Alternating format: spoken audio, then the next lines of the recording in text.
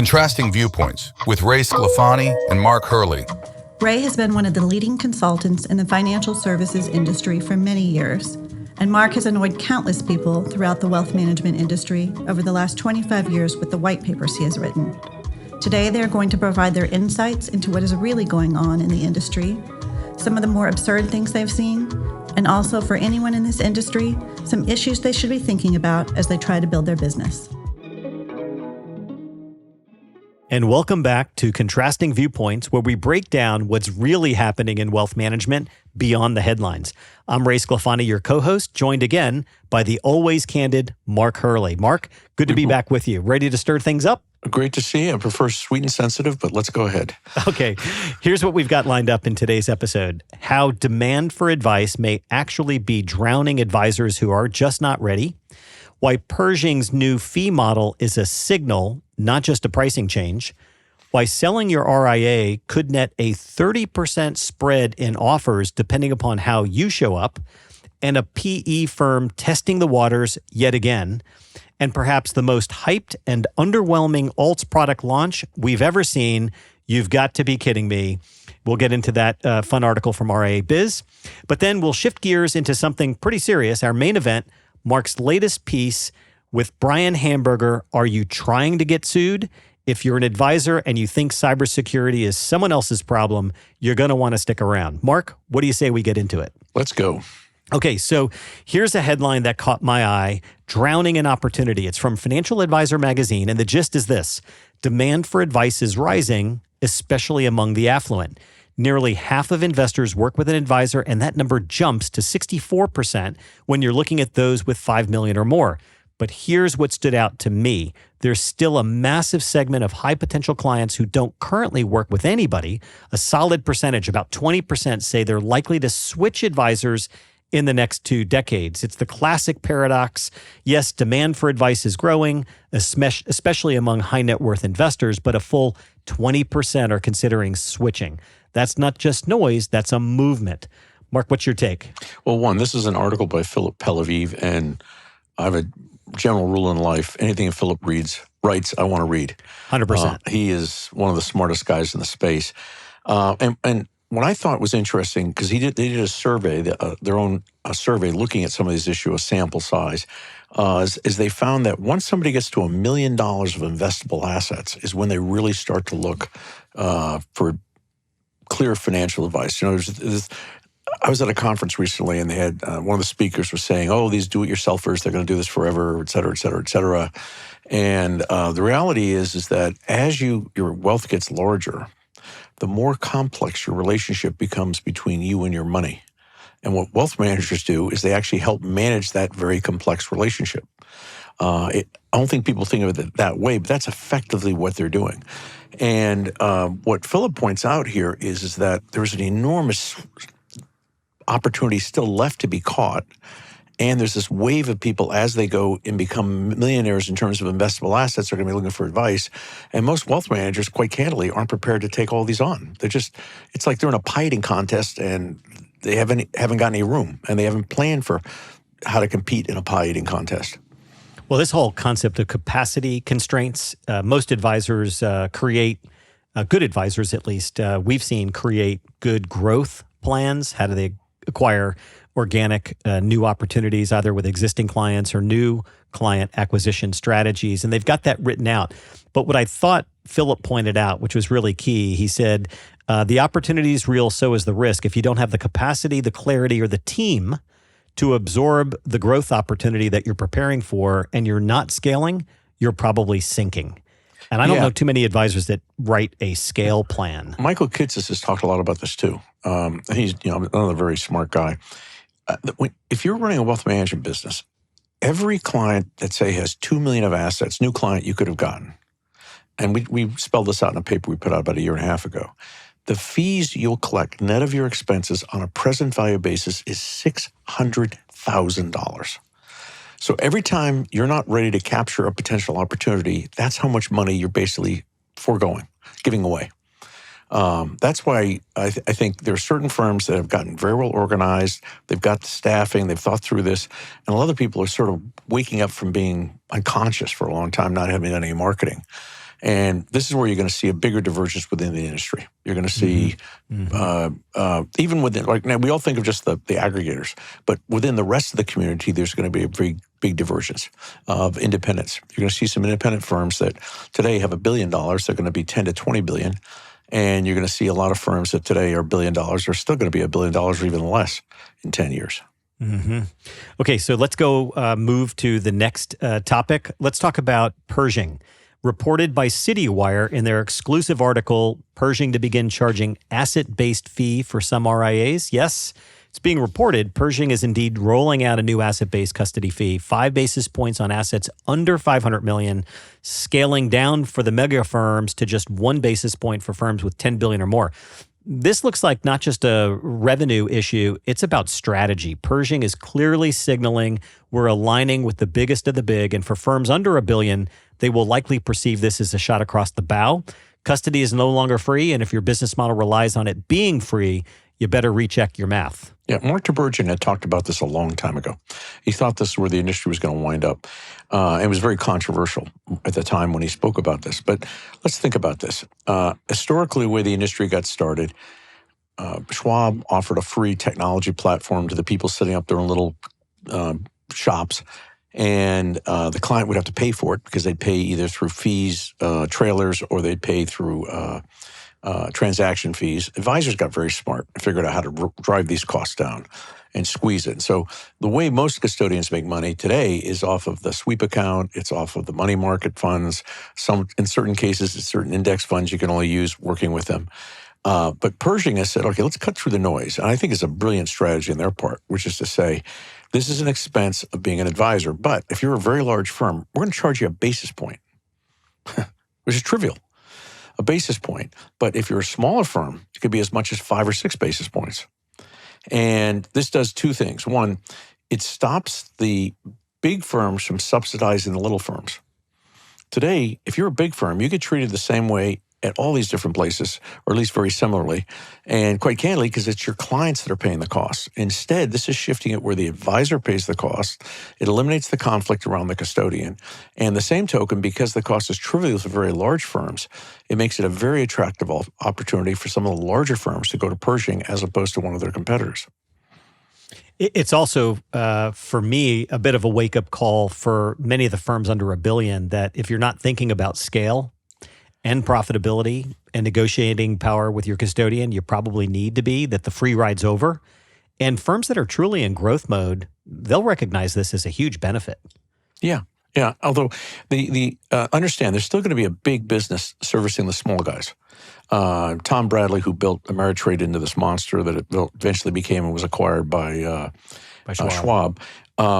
He figured out how to very cost-effectively do that. But there is going to be a differentiation in cost there. This is all part of the whole scale function.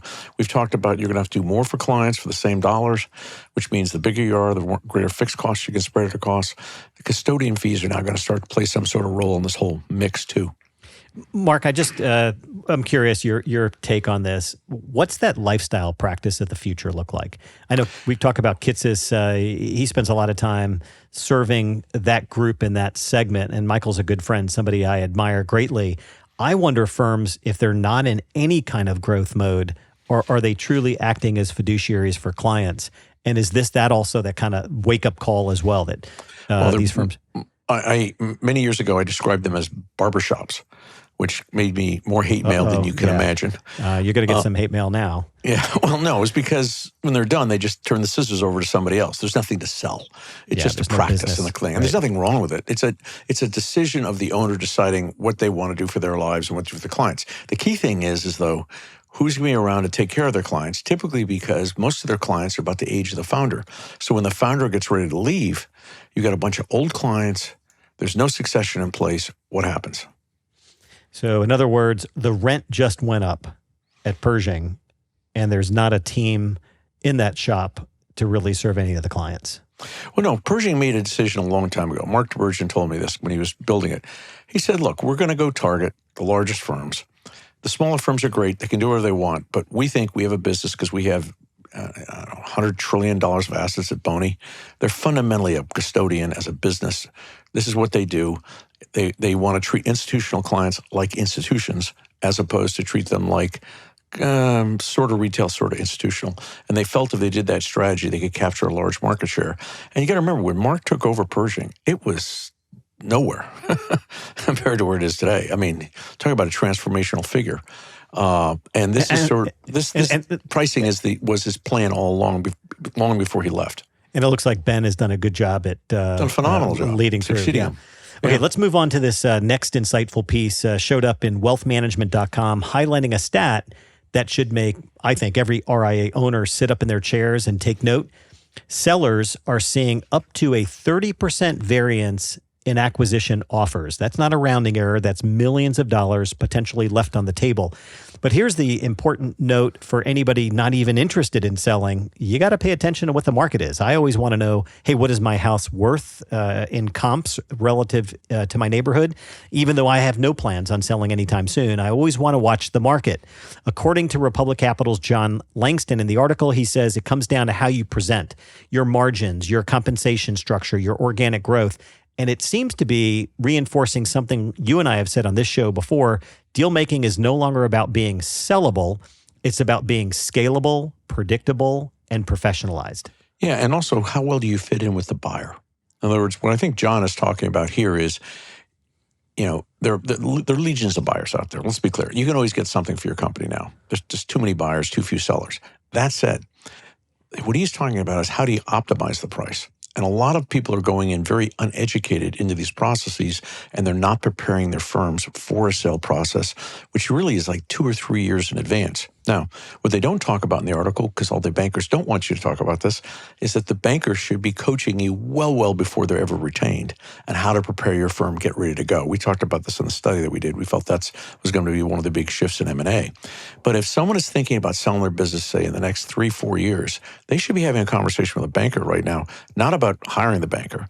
The banker, to get the business, should be providing clear consulting advice to help them understand what the market is, what the market's going to look for, what are the issues in their company they're going to have to be worried about in terms of what will just, what will make it unattractive, what things do you need to fix, what things do you need to get into place. If you do that, you can get an astronomical multiple.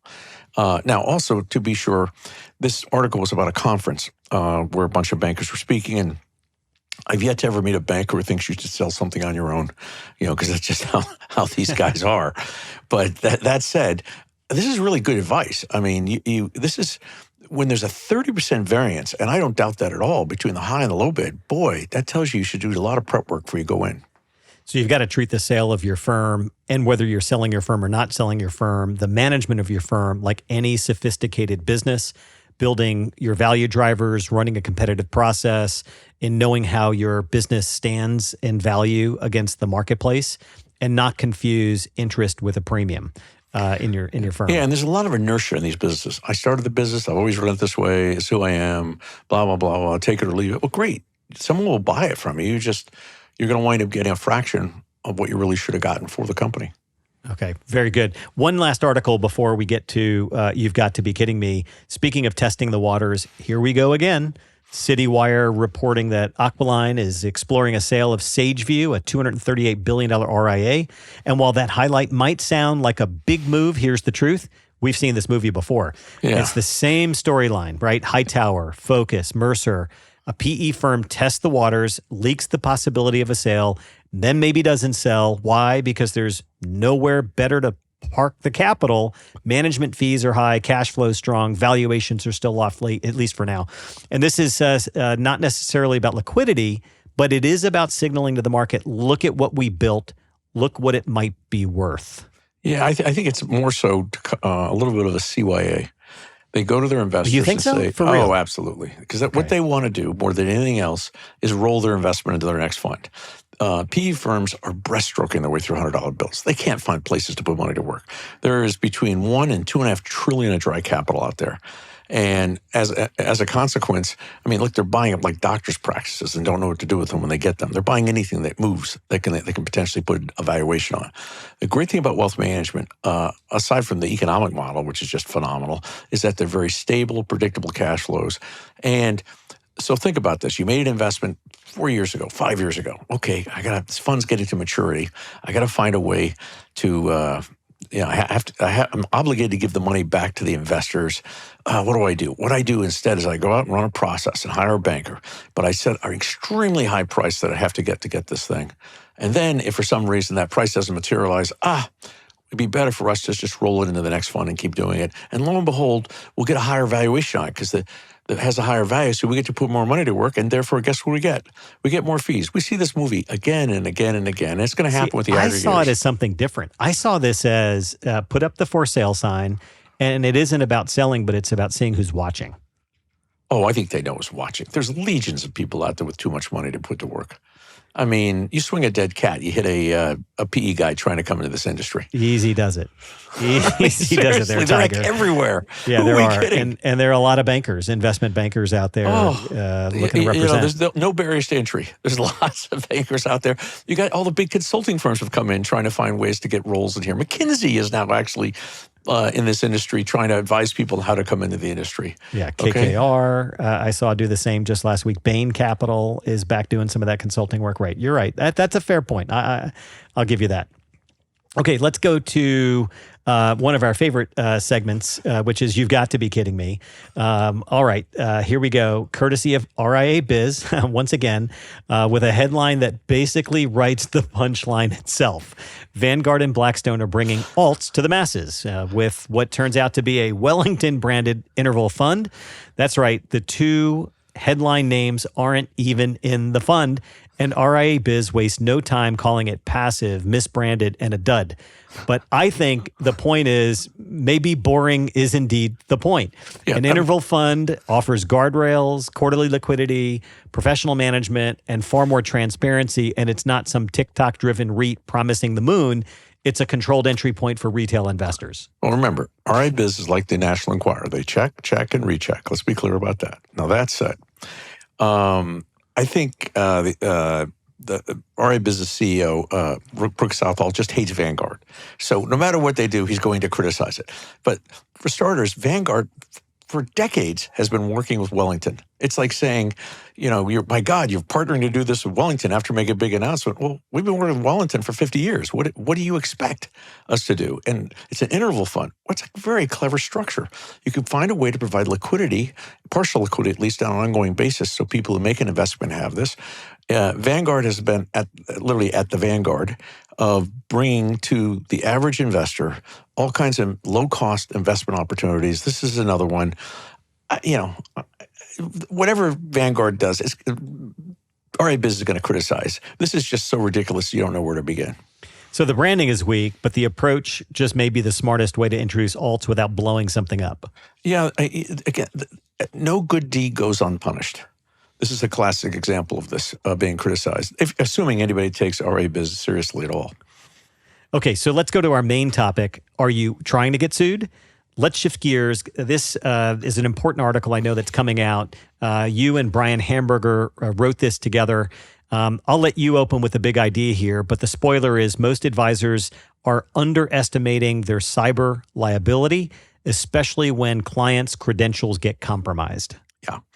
Well, Brian Hamburger, for our listeners who don't know, he's been on before. He's one of the top attorneys in this wealth management firms, period. He's been doing this for 25 years. He's the go-to guy for most of the best wealth management firms.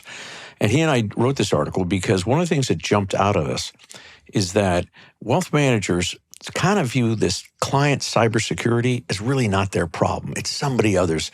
It's not what we do. We do investments and things like this. And we've run into really only, out of the 18,000 firms, only a few hundred are doing anything about this. But what's problematic about this is that you can't use an advisor's services without using a custodian. And it's a custodian that the advisor approves. So therefore, the advisor is recommending it. Now, the custodians have set their agreements up such that they're not taking the risk if money gets stolen. They're very clever about how they do this. They eliminate the two most common ways that money gets stolen through the client, which is either directly getting their credentials, compromising their devices, or through social engineering attacks through the wealth manager. And they've taken all that risk off of them. So let's assume somebody loses money, and every day, somewhere in the U.S., a wealth manager is getting breached and is losing material money. We see attacks every day. Okay, well, client's going to look to get the money back. Who's left to be sued? It ain't the custodian. No, Guess they're who's going in to the middle? insulate themselves. Yeah, that's right. And the advisor is considered the sophisticated party in the relationship. Okay, so clients have a right to rely on that advisor for advice and guidance on how to protect their assets. So consider the circumstances. You kind of ignore this issue. It's really the client's problem, and we've had advisors actually say they prefer not to get involved in this. And what happens? Client loses a lot of money. The trial lawyer, do you want to run the risk of being in front of even an arbitration panel, much less a jury, where they get up and say, okay, look, we only use this custodian because the advisor mandated it. So therefore they recommend it. And the advisor is the sophisticated party here. And they've not sat down and explained that my client could lose all his money. Why didn't they explain to him, much less tell them what they need to do to help protect themselves? But again, Mark, I'm going to push on you here. Sure. You're truly an expert in this space, and I'm all on board with you. But here's what I hear from advisors with total consistency. Ray, we have our cybersecurity policies in place. That's not my job as CEO. That's my COO's job, or my chief compliance officer, or my chief tech officer. We have E&O insurance. We're covered. We're good. Mark, if I had a nickel every time I heard an advisor say that, it is remarkable. I keep bringing this issue up for people to pay attention to, especially leaders of these, significantly large and growing firms that we coach. And it's a consistent message. Talk to the hand, Ray, not the face. I've got somebody on the team who's running that for us. Well, first they have to understand is they have to think about how they get attacked. And there's two types of attacks. And what they're protecting against is what are called direct attacks, where someone tries to directly get into the firm's systems.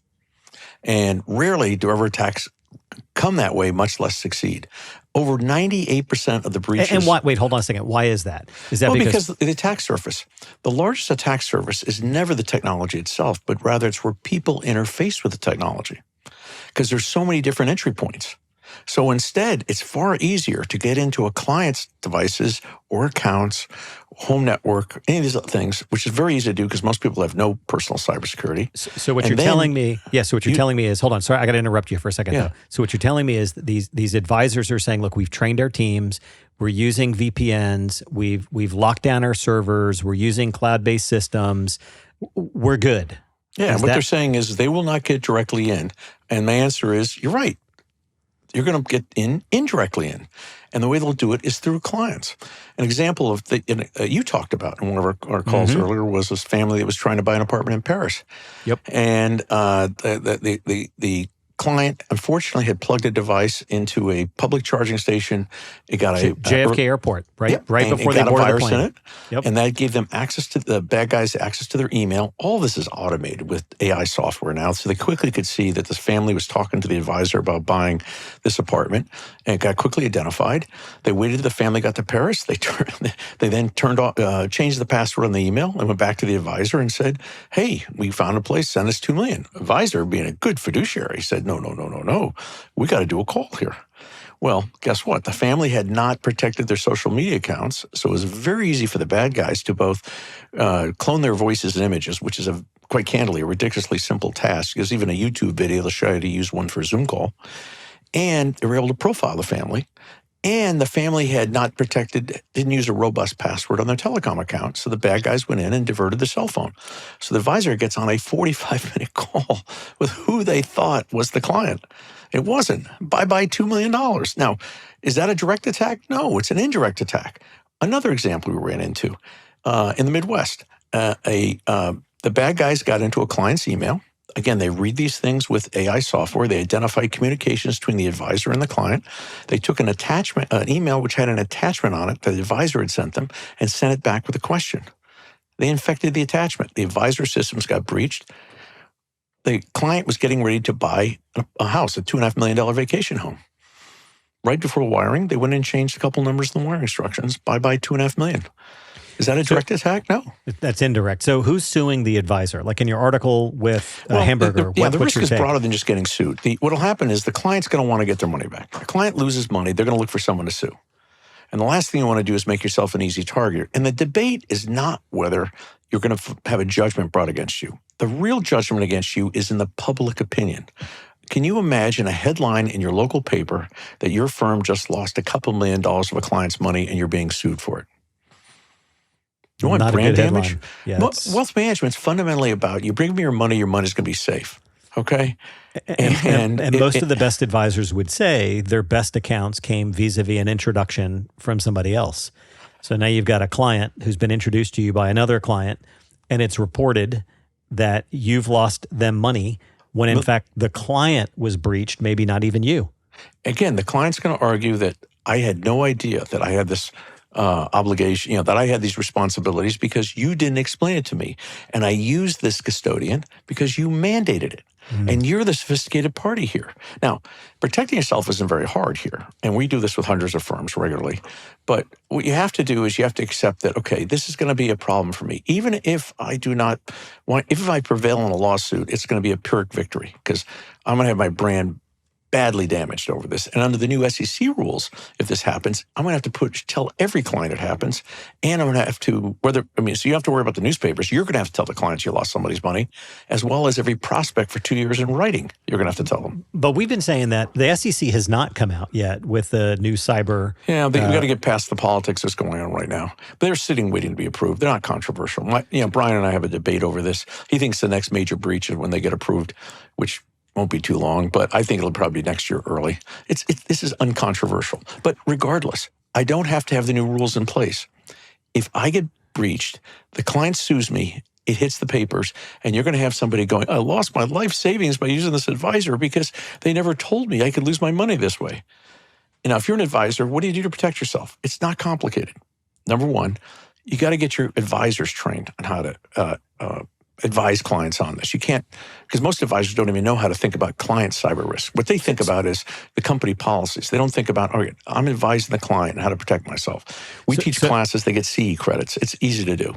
So in other words, it's not just training the team how to follow their internal systems and policies, but more importantly, it's about training the advisors on how to talk to the client about protecting themselves. Absolutely. Then the second step is you do classes for clients. We do webinars. I'm doing one this afternoon. We average like 10 a week.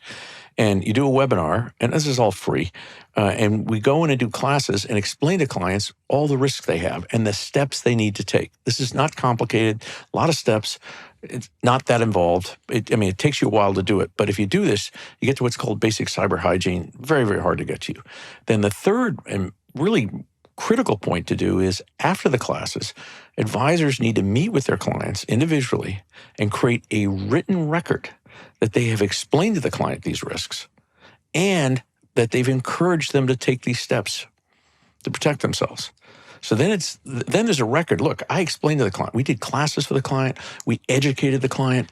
Yeah. We educated our advisors. We have an annual cybersecurity training webinar. Absolutely. So and the other thing you need to do is you probably want to look at some of your agreements from a legal standpoint to make sure they have the proper disclosures in them.